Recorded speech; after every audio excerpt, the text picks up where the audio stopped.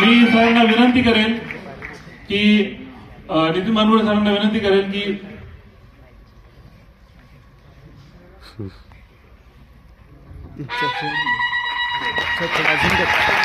छत्रपती शिवाजी महाराज की जोरदार घोषणा झाली पाहिजे. छत्रपती शिवाजी महाराज की आवाज मोठा आवाज. छत्रपती शिवाजी महाराज की दोन्ही हाताच्या मुठ्या आवळून हात वर करून छत्रपती शिवाजी महाराज की. छत्रपती शिवाजी महाराज की. छत्रपती शिवाजी महाराज की.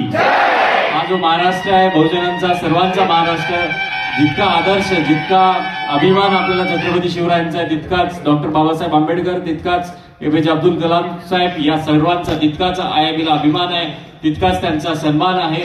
या महाराष्ट्राच्या मातीत जे जन्माला आलेले सर्व हिरे आहेत, सर्व संत आहेत, महापुरुष आहेत, त्या सगळ्यांना एकदा अभिवादन करतो.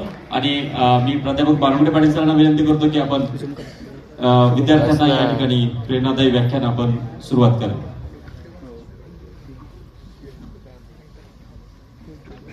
नीचे दिखता है, ज़ूम दिखा यहाँ पे दिखता है नीचे. फोन उसका कैसा, अपना कैसा,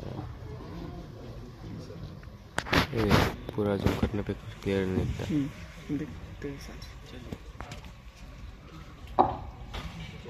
IIB म्हणजे महाराष्ट्राचा महाब्रँड. IIB म्हणजेच गुणवत्ता.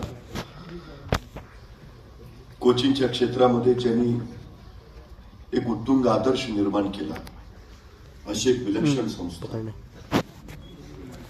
इथं स्वप्न साकार केली जातात.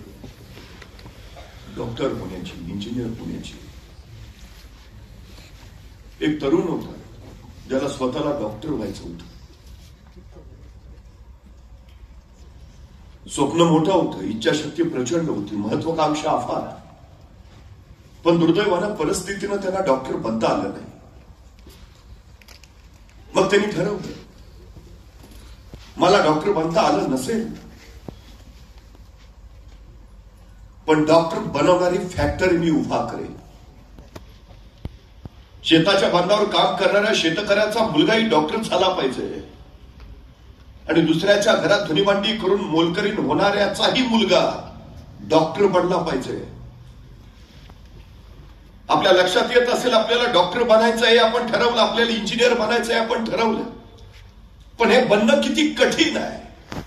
डॉक्टर बनणं जर एवढं कठीण असेल तर डॉक्टर बनवणारी संस्था बनवणं किती कठीण असेल हेही आमच्या लक्षात यायला हवं. हे जितकं कठीण कार्य त्या संघर्षातनं उभा राहिलं, ज्यांनी ते उभा केलं त्या गणेश चौगुले सरांना खरं तर आम्ही आमचं प्रेरणास्थान मानायला हवं.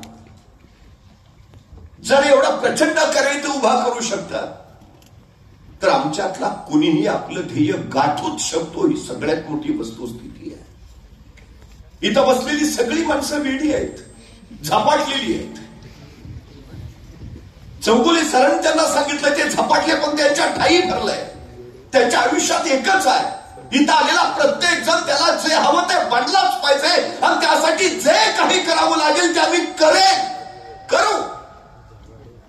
24 तास मग ते दशरथ पाटील असू द्या किंवा त्यांचे सगळे सहकारी, त्यांच्या डोक्यात फक्त एकच विचार आहे, शहाणी माणसं इतिहास वाचतात आणि वेडीच माणसं इतिहास घडवतात. ही सगळ्यात महत्वाची. तुम्हाला इतिहास घडवायचा असेल वेडं व्हावाच लागेल, पर्यायच नाही तुम्हाला. मी माझ्या महाविद्यालयात शिकत होतो. माझा पक्या नावाचा एक मित्र होता. एके दिवशी महाविद्यालयात गेल्यावर हा पक्या मला भेटला. म्हटला तुला कळलं का? म्हटलं काय? म्हटलं आज कॉलेजमध्ये माझा सत्कार आहे. मला काय कळेल. माझ्या बरोबर एका बेंचवर बसणारा पक्या अचानक सत्काराच्या पात्रतेचा कस काय झाला. त्याला विचारलं तुझा सत्कार काय? म्हटला मी शास्त्रज्ञ झालो म्हणून माझा सत्कार आहे. मला पुन्हा काय कळेना. SY मध्ये शिकणारा पक्या अचानक शास्त्रज्ञ कसं काय झाला. मी त्याला विचारलं तू कुठला शोध लावला? त्यावर तो म्हटला मी शास्त्रज्ञ आहे, हा शोध मी लावला.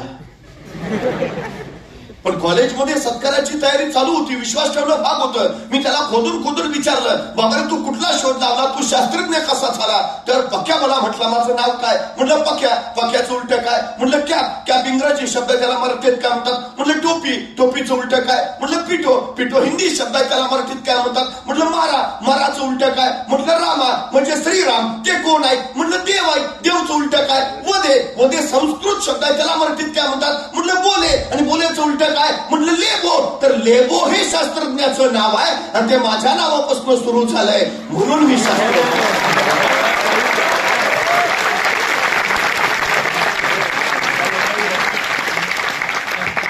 तुम्हाला हसू आलं असेल, हा पक्या वेडा होता, झपाटलेला होता. लहानपणापासून त्याच्या डोक्यात एकच बसलं होतं, मला शास्त्रज्ञ व्हायचंय, बस, मला दुसरं काही सुचत नाही. हा वेडेपण आहे. तोच पक्या आज प्रकाश सावंत म्हणून देशासाठी शास्त्रज्ञ म्हणून काम करतोय. ही माझ्या दृष्टीने अभिमानाची गोष्ट आहे. काय व्हायचं तुम्हाला? डॉक्टर, इंजिनियर, उठता बसता चालता बोलता जेवता तुम्हाला फक्त ध्यास लागला पाहिजे, मला डॉक्टर व्हायचंय, बस, दुसरं काही नाही. भारतामध्ये सगळ्यात जास्त मंदिरं हनुमानजींची आहेत श्रीरामांपेक्षा, सगळ्यात जास्त. कारण काय माहितीये, हनुमंतांचं ध्येय एकच आहे, श्रीराम. दुसरं ध्येयच नाही, अजिबात नाही. श्रीराम. उठता बसता चालता जळी स्थळी काष्टी पाशाली त्याला फक्त श्रीराम, बस, दुसरं ध्येयच नाही. मिळवायचंय काय? श्रीराम. पाहायचंय काय? श्रीराम. कुणाबरोबर राहायचंय? श्रीराम. चालायचंय कुणासोबत? श्रीराम. संपला विषय. ध्यास. अयोध्येला ज्यावेळी श्रीराम परत आले, त्यावेळी राम सीताने सगळ्यांना अनेक भेटवस्तू दिल्या. सीता मातेने हनुमंतांना सुद्धा एक मोत्याचा हार दिला. त्या इतरांशी भेटत राहिल्या आणि अचानक त्यांचं लक्ष हनुमानजीकडे गेलं. तर हनुमानजी खाली बसून सीता मातेने दिलेला